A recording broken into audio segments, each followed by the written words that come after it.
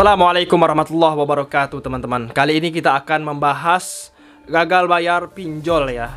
3 resiko jika kita gagal bayar pinjaman online. Jadi gagal bayar pinjol itu ada 3 resiko hukumnya teman-teman semua ya. Buat teman-teman semua simak video ini sampai selesai teman-teman ya. Jadi apa ini maksud galbay? Jadi galbay pinjol itu teman-teman adalah kependekan dari gagal bayar pinjaman online, yaitu kondisi di mana seseorang debitur tidak mampu melunasi cicilan pinjamannya dari perusahaan penyedia pinjaman online, dari aplikasi pinjol lah intinya, baik legal maupun ilegal ya teman-teman. Jadi teman-teman semuanya ya, apa resiko galbay pinjol legal? Nah, pertama-tama ya kita akan bahas tentang pinjol legal dulu teman-teman. Pinjam pakai habis adalah suatu perjanjian yang menentukan pihak pertama menyerahkan sejumlah barang yang dapat habis terpakai kepada pihak kedua dengan syarat bahwa pihak kedua itu akan mengembalikan barang sejenis kepada pihak pertama dan dalam jumlah dan keadaan yang sama. Apabila debitur atau peminjam dipinjol tidak melunasi utangnya akan dianggap dengan wan prestasi teman-teman. Seperti itu ya. Jadi lantas apa resiko hukum jika kita gagal bayar di aplikasi pinjol?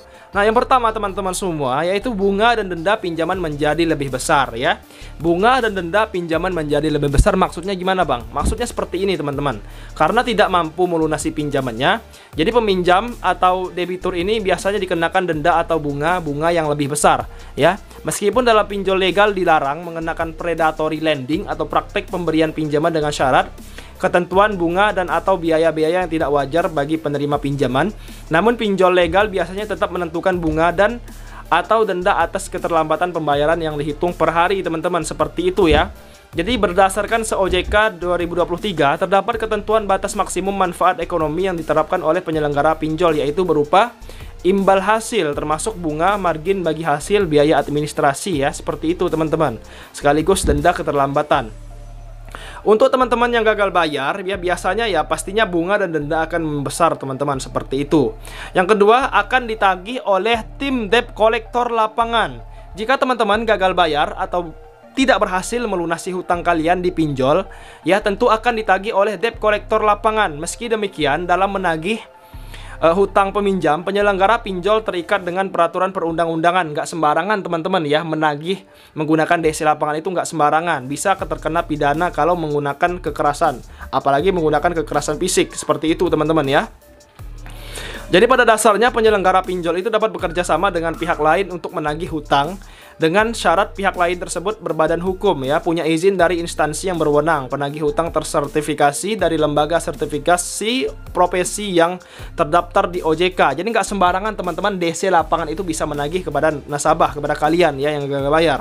Nah, yang ketiga, tercatat di SLIK OJK dengan skor kredit yang buruk. Penyelenggara pinjol yang telah memenuhi syarat pada dasarnya dapat menjadi pelapor untuk menyampaikan laporan debitur peminjam kepada OJK yang mencakup informasi mengenai debitur, fasilitas penyediaan dana, agunan, penjamin, pengurus, dan pemilik dan keuangan debitur. Jadi buat teman-teman semua yang gagal bayar ya pasti akan mendapatkan SLIK OJK teman-teman.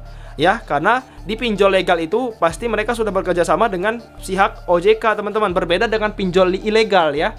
Makanya gue selalu bilang pinjol ilegal itu kita harus gagal bayarkan teman-teman, agar segera bangkrut sebangkrut-bangkrutnya pinjol ilegal ini ya.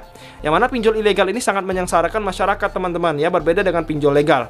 Pinjol legal pure ingin membantu masyarakat teman-teman, seperti itu ya, yang sudah terdaftar di OJK, seperti itu teman-teman. Nah, itu dia teman-teman 3 resiko hukum yang akan kalian dapatkan jika teman-teman semua gagal bayar di aplikasi pinjaman online ya. Semoga bermanfaat teman-teman semuanya. Saran gua pinjol ilegal jangan dibayar, galbaykan saja.